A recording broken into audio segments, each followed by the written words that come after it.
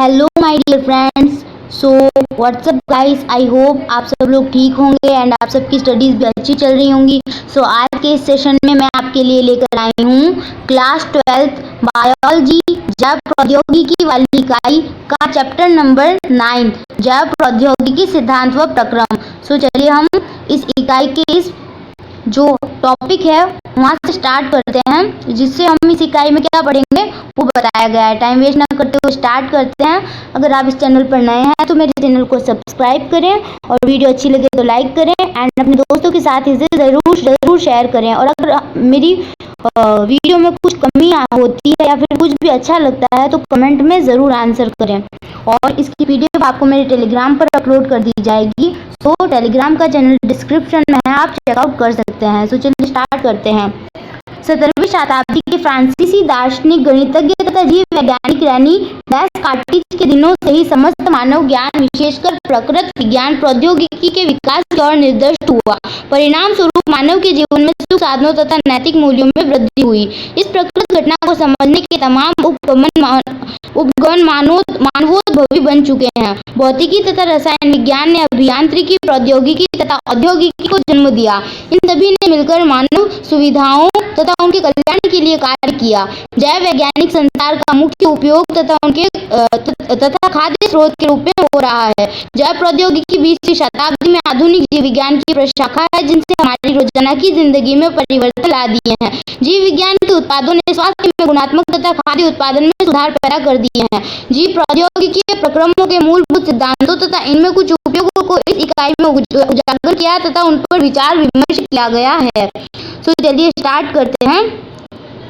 ये वैज्ञानिक के बारे में बताया गया है। इसके लिए मैं एक अलग से सेशन लेने वाली हूँ, जिसमें एनसीईआरटी के जितने भी जो साइंटिस्ट दे रखे हैं उनके बारे में हम पॉइंट बनाकर उसे याद रखने में आसान तरीके से उसे याद रखेंगे। पॉइंट बनाकर मैंने नोट्स बनाए हुए हैं इन सारे साइंटिस्ट के भी, मैं जल्दी अपलोड कर दूंगी इसकी वीडियो भी। सो चलिए चैप्टर स्टार्ट करते हैं।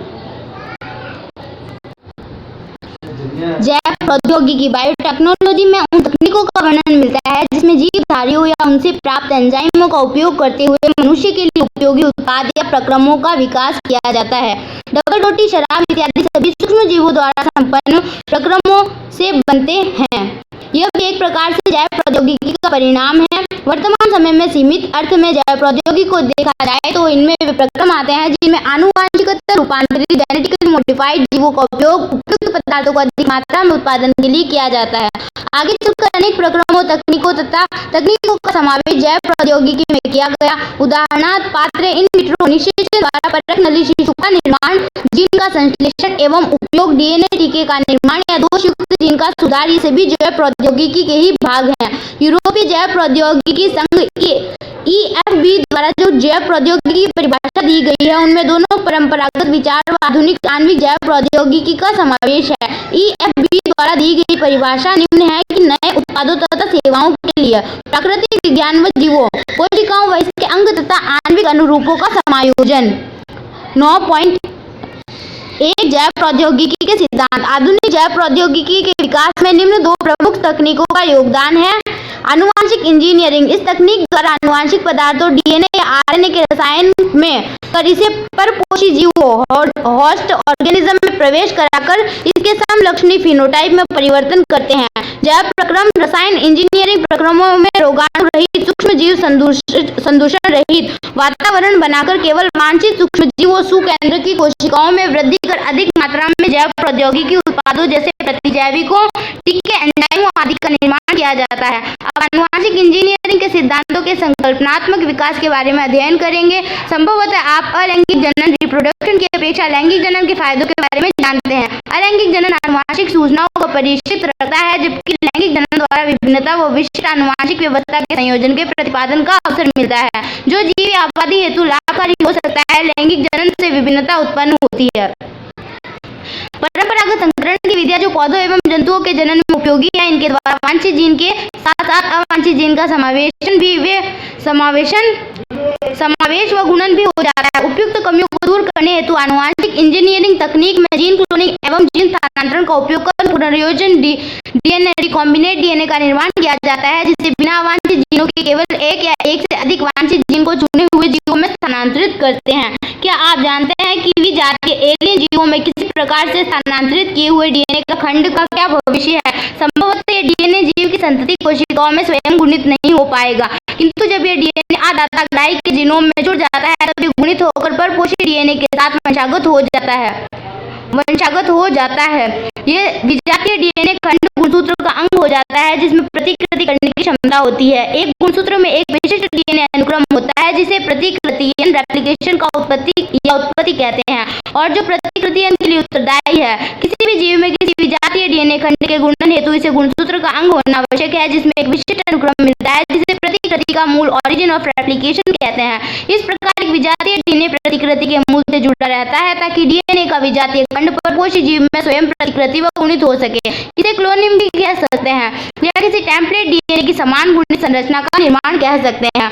अब एक कृत्रिम पुनर्योगज डीएनए अणु के निर्माण के बारे में अध्ययन करेंगे। प्रथम पुनर्योगज डीएनए का निर्माण साल्मोनेला टाइफिमुरियम के सहज प्लाज्मिड ये गोलाकार गुणसूत्र बाह्य डीएनए है जो स्वतः प्रतिकृति करता है में प्रतिजैविक प्रतिरोधी कूटलेखन जीन के जुड़ने से हो सका था। स्टेनले कोहेन व हर्बर्ट बॉयर ने 1972 में उपयुक्त कार्य प्लाज्मिड से डीएनए का टुकड़ा काटकर संपन्न किया जिनमें प्रतिजैविक प्रतिरोध प्रदान करने के लिए जिम्मेदार जीन था। आणविक कैंची कहे जाने वाले प्रतिबंधन एंजाइम रेस्ट्रिक्शन एंजाइम की खोज से डीएनए को विशिष्ट जगहों पर काटना संभव हो सका। कटे हुए डीएनए का भाग प्लाज्मिड डीएनए से जोड़ा जाता है। यह प्लाज्मिड डीएनए संवाहक वेक्टर की तरह कार्य करता है जो इससे जुड़े डीएनए को स्थानांतरित करता है। संभवतः आप जानते हो कि मच्छर कीट संवाहक के रूप में मलेरिया परजीवी को मनुष्य के शरीर में स्थानांतरित करता है।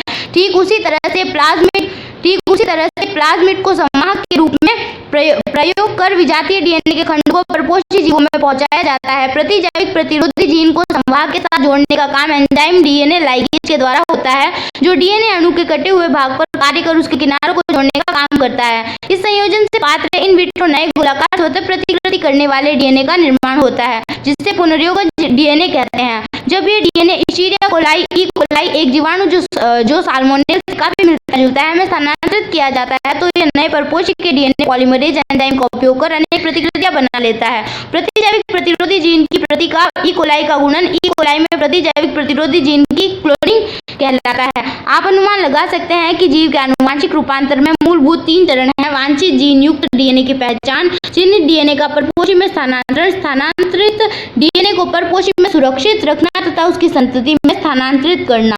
9.2 पुनर्योजन डीएनए तकनीक के साधन।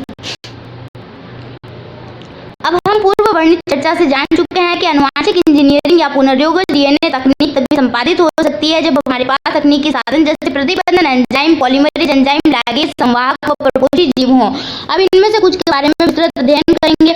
9.2.1 प्रतिबंधन एंजाइम। वर्ष 1963 में 2 एंजाइम पृथक किए गए जो ई कोलाई में जीवाणु भोजी बैक्टीरियोफेज की वृद्धि को रोक देते हैं। इनमें एक डीएनए से मिथिल समूह को जोड़ता है जबकि दूसरा डीएनए को काटता है।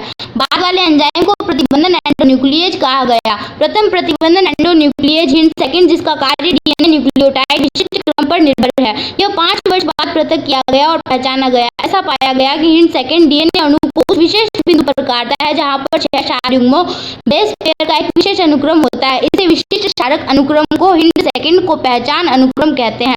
हिंट सेकंड के अलावा आज 900 से अधिक प्रतिबंधन एंजाइमों के बारे में जानकारी है जो जीवाणु के 230 से अधिक प्रभेदों स्ट्रैंड्स से पृथक किए गए हैं जिनमें से प्रत्येक विभिन्न पहचान अनुक्रमों को पहचानते हैं।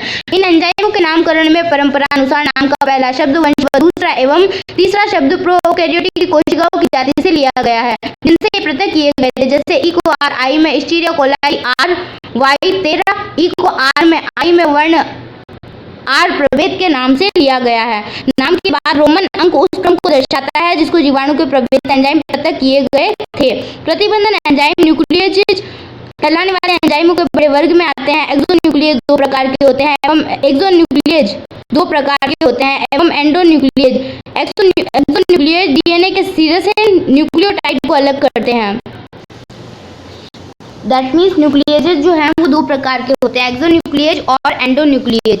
एक्सोन्यूक्लिएज डीएनए के सिरे से न्यूक्लियोटाइड को अलग करते हैं जबकि एंडोन्यूक्लिएज डीएनए को भीतर से विशिष्ट स्तरों पर काटते हैं। प्रत्येक प्रतिबंधन एंडोन्यूक्लिएज डीएनए अनुक्रम की लंबाई के निरीक्षण के बाद कार्य करता है। जब यह अपना विशिष्ट पहचान अनुक्रम पा जाता है तब ये डीएनए से जुड़ता है तथा द्विकुंडलिनी की दोनों लड़ियों को शर्करा फॉस्फेट आधार स्तंभों में विशिष्ट केंद्रों पर काटता है। प्रत्येक प्रतिबंधन एंडोन्यूक्लियस डीएनए में विशिष्ट पैलेंड्रोमिक न्यूक्लियोटाइड अनुक्रमों को पहचाना जाता है।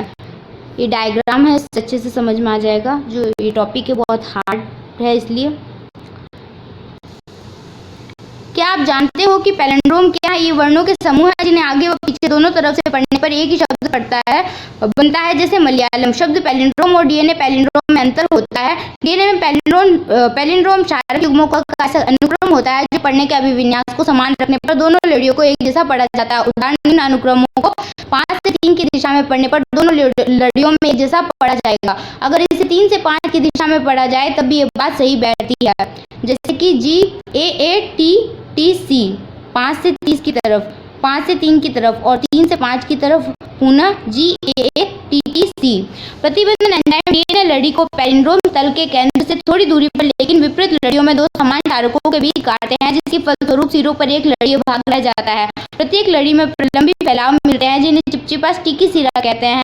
इसे यह नाम इसलिए दिया गया क्योंकि डायग्राम इंपॉर्टेंट, क्योंकि अपने पूरक कटे प्रतिरोध के साथ हाइड्रोजन बॉन्ड बनाते हैं। सिरों का यह चिपचिपापन एंजाइम डीएनए लाइगेज के कार्य में सहायता प्रदान करता है। प्रतिबंधन एंडोन्यूक्लियेज का उपयोग आनुवांशिक इंजीनियरिंग में डीएनए के पुनर्योजन अणु बनाने में किया जाता है, जो विभिन्न स्रोतों या जीनोमों से प्राप्त डीएनए से मिलकर बना होता है। एक ही प्रतिबंधन एंजाइम द्वारा काटने पर प्राप्त होने वाले डीएनए खंडों में समान प्रकार को चिपचिपे सिरे कहते हैं, जो डीएनए लाइगेज की सहायता से आपस में किनारे से किनारा जुड़ जाते हैं। आप पूर्ण रूप से समझ चुके होंगे कि सामान्यतः जब तक संवाहक व स्पोर्ट डीएनए की प्रतिबंधन एंजाइम द्वारा नहीं काटे जाते तब तक पुनर्योजन संवाहक अणु का निर्माण नहीं हो सकता। डीएनए खंड का पृथक्करण एवं विलगन प्रतिबंधन एंडोन्यूक्लियस द्वारा डीएनए को काटने के परिणाम स्वरूप डीएनए का खंडन हो जाता है। इन खंडों को एक तकनीक द्वारा अलग कर सकते हैं जिसे जल विद्युत का संचलन इलेक्ट्रोफोरेसिस कहते हैं। चूंकि डीएनए खंड ऋणात्मक आवेशित चार्ज अणु होते हैं, इसलिए इन्हें विद्युत क्षेत्र के माध्यम में एनोड की तरफ बलपूर्वक भेजकर अलग कर सकते हैं। आजकल बहुत ही सामान्य रूप से उपयोग किए जाने वाले माध्यम एगारोज है, जो समुद्री घास सीवीड से निकाला गया है। एक प्राकृतिक बहुलक पॉलीमर है। डीएनए खंडों को एगारोज जेल के छलनी प्रभाव द्वारा उनके आकार के अनुसार अलग करते हैं। इस कारण खंड जितने छोटे आकार के होंगे वे अधिक दूर तक जाएंगे। चित्र 9.3 देखिए और अनुमान लगाइए कि जेल के सिरे पर प्रतिदर्श सैंपल लादा गया है। पृथक्कृत डीएनए खंडों को तभी देख सकते हैं जब इस डीएनए को इथिडियम ब्रोमाइड नामक यौगिक से अभिरंजित कर पराबैंगनी विकिरणों से अनावृत करते हैं। आप शुद्ध डीएनए खंडों को दृश्य प्रकाश में बिना अभिरंजित किए नहीं देख सकते हैं। इथिडियम ब्रोमाइड अभिरंजित स्टेन जेल को पराबैंगनी प्रकाश से अनावृत करने पर डीएनए की चमकीली नारंगी रंग की पट्टी दिखाई पड़ती है। डीएनए की पृथक्कृत पट्टियों को एगारोज जेल से काटकर निकालते हैं और जेल के टुकड़ों से निष्कर्षित कर लेते हैं। इस प्रक्रिया को क्षालन इल्यूशन कहते हैं। इस तरह से शुद्ध किए गए डीएनए को क्लोनिंग संवाहक से जोड़कर पुनर्योजित डीएनए का निर्माण में उपयोग किया जाता है। 9.2.2 क्लोनिंग संवाहक। आप जानते हैं कि प्लाज्मिक व जीवाणु कोशिकाओं में बिना गुणसूत्रीय डीएनए नियंत्रण के स्वतंत्र रूप में प्रतिकृति करने की क्षमता रखते हैं। जीवाणु भोजियों की प्रत्येक कोशिका में काफी अधिक संख्या होने से जीवाणु कोशिका में इसके जीनोम की कई प्रतिकृति मिलती है। कुछ प्लाज्मिड की प्रति कोशिका केवल 1 या 2, जबकि दूसरों की 15 से 100 प्रतिकृति मिलती है। इनकी संख्या ऐसे भी ज्यादा हो सकती है। यदि हम विजातीय डीएनए खंड को जीवाणु भोजी या प्लाज्मिक डीएनए के साथ जोड़ सके तो इनकी संख्या को जीवाणु भोजी या प्लाज्मिड की प्रतिकृति संख्या के समान गुणित कर सकते हैं। वर्तमान समय में उपयोग किए जा रहे संवाहक इस प्रकार से तैयार किए जाते हैं कि इन्हें बाहरी डीएनए से जोड़ने व पुनर्योगी से पुनर्योगजों के चयन में सहायता मिले। संवाहक में क्लोनिंग करने हेतु निम्न विशेषताओं की आवश्यकता होती है। ORI का प्रारंभ, प्रतिकृतियन की उत्पत्ति। यह वह अनुक्रम है जहाँ से प्रतिकृतियन की शुरुआत होती है और जब कोई डीएनए का कोई खंड इस अनुक्रम से जुड़ता है तब परपोषी कोशिकाओं के अंदर प्रतिकृति कर सकता है। यह अनुक्रम जोड़े गए डीएनए के प्रतिरूपों की संख्या के नियंत्रण के लिए भी उत्तरदायी है। इसलिए यदि कोई लक्ष्य डीएनए की काफी संख्या प्राप्त करना चाहता है तो ऐसे संवाहक में क्लोन करना चाहिए जिसका मूल ORI अत्यधिक प्रतिरूप बनाने में सहयोग हो। वर्ण योग्यक चिन्हक। ORI के साथ संवाहक को वर्ण योग्यक चिन्ह की आवश्यकता भी होती है जो अरूपांतरजों नॉन ट्रांसफॉर्मेंट्स की पहचान होने समाप्त करने में सहायक हो और रूपांतरजों की चयनात्मक वृद्धि होने को दे। रूपांतरण एक प्रक्रिया है जिसके द्वारा डीएनए के खंड को परपोषी जीवाणु में प्रवेश कराते हैं। आप आगे के खंडों में इस प्रक्रिया का अध्ययन करेंगे। सामान्यतः एम्पिसिलिन, क्लोराम्फेनिकोल, टेट्रासाइक्लिन या कैनोमाइसिन जैसे प्रतिजैविक एंटीबायोटिक के प्रतिरोध कोडित करने एन्कोडिंग वाले जीन ई कोलाई के लिए उपयोगी वर्णयोग्य जनक माने जाते हैं। सामान्य ई कोलाई कोशिकाओं में इनमें से किसी प्रतिजैविक के प्रति प्रतिरोध नहीं होता है। क्लोनिंग स्थल विजातीय डीएनए को जोड़ने हेतु सामान्यतः काम में लिए जा रहे प्रतिबंध एंजाइम के लिए संवाहक में कुछ या एक ही पहचान स्थल होना चाहिए। संवाहक के अंदर एक से अधिक पहचान स्थल होने पर इसके कई खंड बन जाते हैं जो जीन क्लोनिंग को जटिल बना देते हैं। विजातीय डीएनए का बंधन लिगेशन उन दोनों प्रतिजैविक या प्रतिरोधी जीनों में से एक में स्थित प्रतिबंध स्थल पर किया जाता है। उदाहरणार्थ आप विजातीय डीएनए को संवाहक PBR322 में स्थित टेट्रासाइक्लिन प्रतिरोधी जीन के स्तर से जोड़ सकते हैं। पुनर्योगज प्लाज्मिड का टेट्रासाइक्लिन प्रतिरोध बाहरी डीएनए के निवेशन से समाप्त हो जाता है, लेकिन रूपांतरक को टेट्रासाइक्लिन युक्त माध्यम पर फैलाकर इसका अपुनर्योगज से भी अभी भी चयन कर सकते हैं। एम्पिसिलिन युक्त माध्यम पर वृद्धि करने वाले रूपांतरजों को तब टेट्रासाइक्लिन युक्त माध्यम पर स्थानांतरित कर देते हैं। पुनर्योगज एम्पिसिलिन युक्त माध्यम पर तो वर्धन करेगा, लेकिन टेट्रासाइक्लिन युक्त माध्यम पर वर्धन नहीं करेगा, लेकिन अपुनर्योगज दोनों ही प्रतिजैविक युक्त माध्यम पर वर्धन करेगा। इस मामले में एक प्रतिजैविक प्रतिरोधी जीन रूपांतरजों के चुनाव में सहायता करता है, जबकि दूसरा प्रतिजैविक प्रतिरोधी जीन विजातीय डीएनए के निवेशन से निष्क्रिय हो जाता है और पुनर्योगजों के चुनाव में सहायता करता है। प्रतिजैविकों के निष्क्रियण के कारण पुनर्योगजों का चयन एक जटिल विधि है, क्योंकि इसमें दो प्लेटों जिसमें भिन्न भिन्न प्रतिजैविक होता है पर साथ साथ प्लेटिंग की जरूरत होती है। इस कारण से वैकल्पिक वर्णयोग चिन्हों का विकास हुआ जो पुनर्योगजों को अपुनर्योगजों से इस आधार पर विभेद करता है वे वर्णों को उत्पादकी क्रोमोजेनिक पदार्थ की उपस्थिति में रंग पैदा करने में सक्षम होते हैं। इसमें एक पुनर्योगज डीएनए को बीटा ग्लाइकोसाइडेज एंजाइम के कोडिंग अनुक्रम में अंतर स्थापित करते हैं, जिससे एंजाइम संश्लेषित करने वाला जीन निष्क्रिय हो जाता है, जिसे निवेशी निष्क्रियता कहते हैं। यदि जीवाणु में प्लाज्मिड में से इंसर्ट नहीं होता तो वह वर्णों का उत्पादकी पदार्थ की उपस्थिति में नीले रंग को निवाह यानी कि कॉलोनी का निर्माण करता है। संसर्गिका की उपस्थिति के कारण परिणाम स्वरूप बीटा गैलेक्टोसाइडेज का निवेशी निष्क्रियण हो जाता है, जिससे बिना रंग वाली कॉलोनी बनती है, जिसे पुनर्योगज कॉलोनी के रूप में जाना जाता है। पौधों व जंतुओं में जीन क्लोनिंग हेतु संवाहक। आपको यह जानकर आश्चर्य होगा कि जीनों को पादप और जंतु में स्थानांतरित करना हमने जीवाणु और विषाणु से सीखा है, जिनसे ये बात चिरकाल से पता थी। वे जानते थे कि यूकैरियोटिक कोशिकाओं के रूपांतरण करने के लिए जीनों को कैसे उपयोग किया जाए, और वे जीवाणु तथा विषाणु जो चाहते थे वैसा करने के लिए जीनों को बाध्य करते हैं। उदाहरणार्थ एग्रोबैक्टीरियम ट्यूमिफेशियस कई द्विबीजपत्री पौधों का रोगजनक पैथोजन है। वह डीएनए के एक खंड जैसे डीएनए के एक खंड जिसे टीडीएनए कहते हैं को स्थानांतरित कर सामान्य पौधों की कोशिकाओं में अर्बुद या ट्यूमर में रूपांतरित होता है, और भी अर्बुद कोशिकाएं रोगजनक के लिए जरूरी रसायनों का उत्पादन करती है।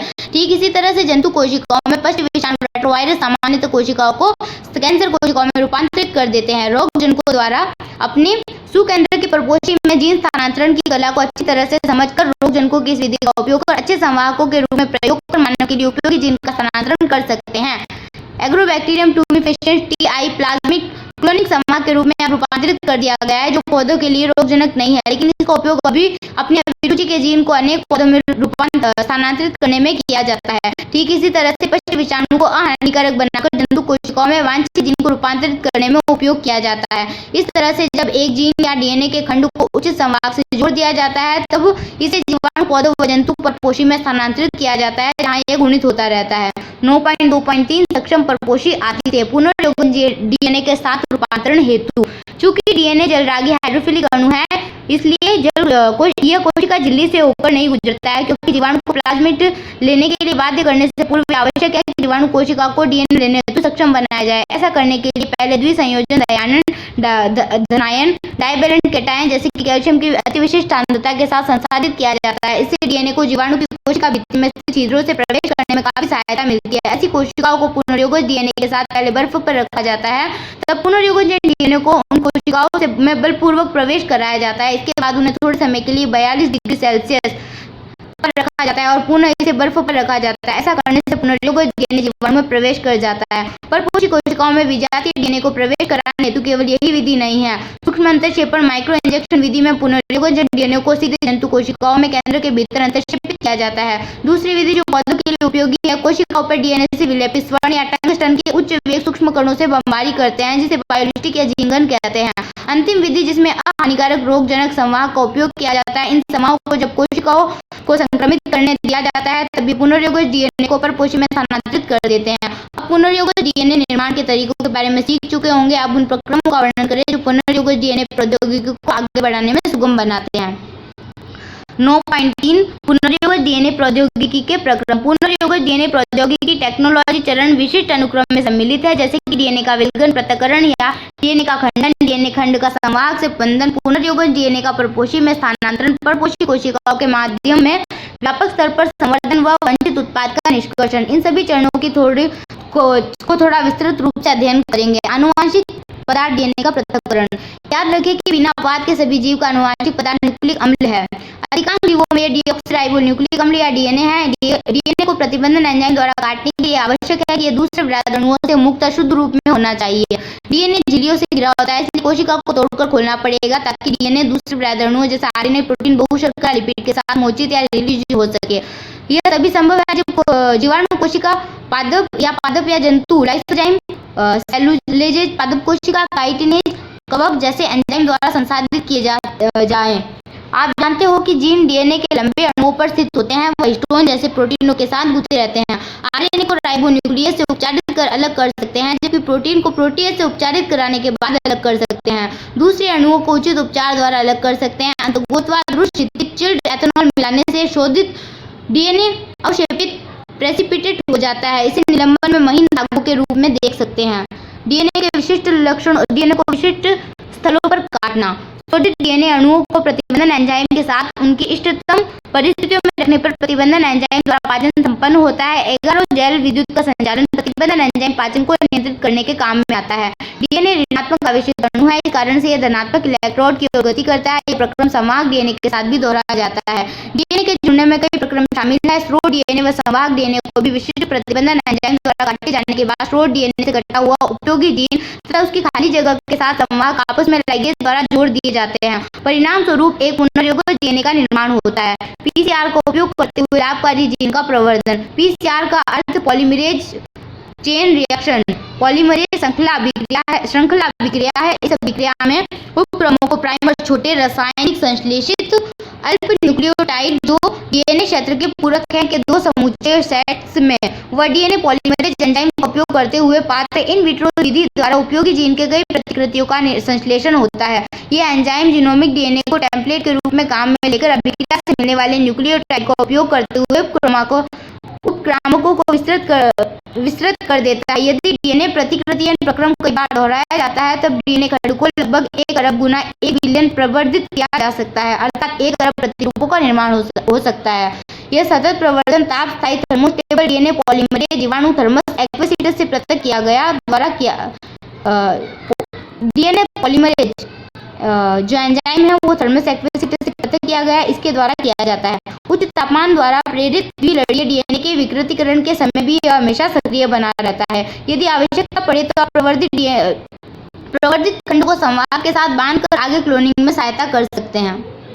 पुनर्योगज डीएनए का परपोषी कोशिका या जीव में निवेशन। बंधे हुए डीएनए को आदाता कोशिका में प्रवेश कराने की अनेक विधियां हैं। ये कार्य जब आदाता कोशिका अपने चारों तरफ से डीएनए को धारण करने में सक्षम हो जाए तब किया जा सकता है। यदि पुनर्योगज डीएनए को जिसमें प्रतिजैविक उदाहरण एम्पिसिलिन के प्रति प्रतिरोधी जीन स्थित होता है ई कोलाई कोशिकाओं में स्थानांतरित किया जाए तो परपोषी कोशिकाएं प्रतिरोधी कोशिकाओं में रूपांतरित हो जाती है। यदि रूपांतरित कोशिकाओं को युक्त एगार प्लेट पर फैलाया जाता है तो केवल कोशिकाएं विकसित हो पाती हैं, जबकि अरूपांतरित आदाता कोशिकाओं की मृत्यु हो जाती है। प्रतिरोधी जीवन के कारण कोई भी एम्पिसिलिन की उपस्थिति में रूपांतरित कोशिका का चयन कर सकता है। इस मामले में प्रतिरोधी जीन को वर्णयोगक चिन्ह कहते हैं। 9.3.5 बाहरी जीन उत्पाद को प्राप्त करना। जब आप विजातीय डीएनए खंड का क्लोनिंग संवाहक में निवेश कराकर किसी भी जीवाणु या पौधा या जंतु कोशिकाओं में स्थानांतरित करते हैं तो विजातीय डीएनए इनमें गुणित होने लगता है। लगभग सभी पुनर्योगज प्रौद्योगिकियों का अंतिम उद्देश्य वांछित प्रोटीन का उत्पादन करना ही होता है। इसके लिए पुनर्योगज डीएनए के अभिव्यक्त होने की बजाय अभिव्यक्त होने की आवश्यकता होती है।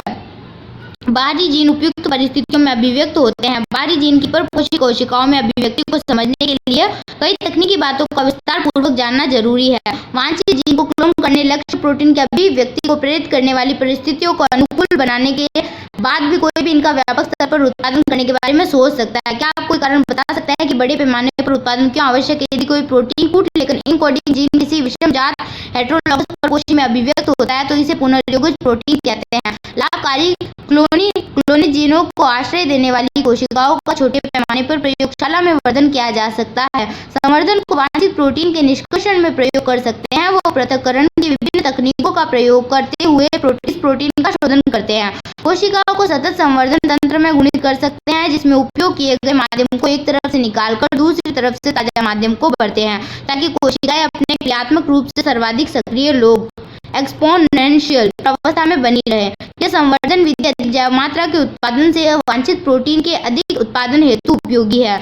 कम आयतन संवर्धन से उत्पाद की पर्याप्त मात्रा का उत्पादन नहीं हो सकता। इन उत्पादों के अधिक मात्रा में उत्पादन हेतु बायोरिएक्टर के विकास की आवश्यकता थी, जहां संवर्धन का अधिक आयतन 100 से 1000 लीटर संशोधित किया जा सके। इस प्रकार बायोरिएक्टर एक बर्तन है जिसमें सूक्ष्मजीवों, पौधों, जंतुओं और मानव कोशिकाओं का उपयोग करते हुए कच्चे माल को जैव रूपों से विशिष्ट उत्पादों या व्यष्टि एंजाइम आदि में परिवर्तित किया जाए।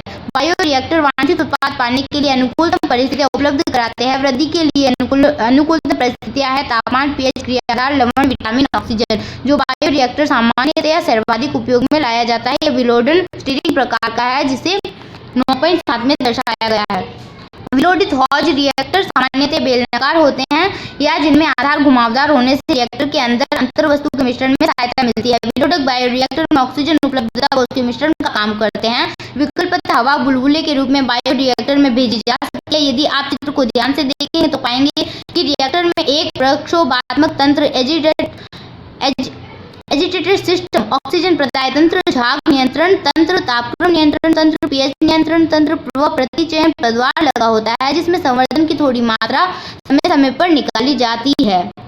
अनुप्रवाह संसाधन जैव संश्लेषित अवस्था के पूर्ण होने के बाद परिष्कृत तैयार होने व विपणन के लिए भेजे जाने से पहले कई प्रक्रमों से होकर गुजरता है। इन प्रक्रमों में पृथक्करण व शोधन सम्मिलित है और इसे सामूहिक रूप से अनुप्रवाह संसाधन कहते हैं। उत्पाद को उचित प्रतिशत के साथ संरूपित करते हैं। औषधि के मामले में ऐसे संरूपण फॉर्मुलेशन को चिकित्सीय परीक्षण से गुजारते हैं।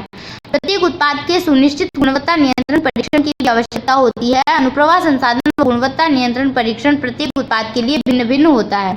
Chapter is complete, summary read कर लेते हैं एक बार।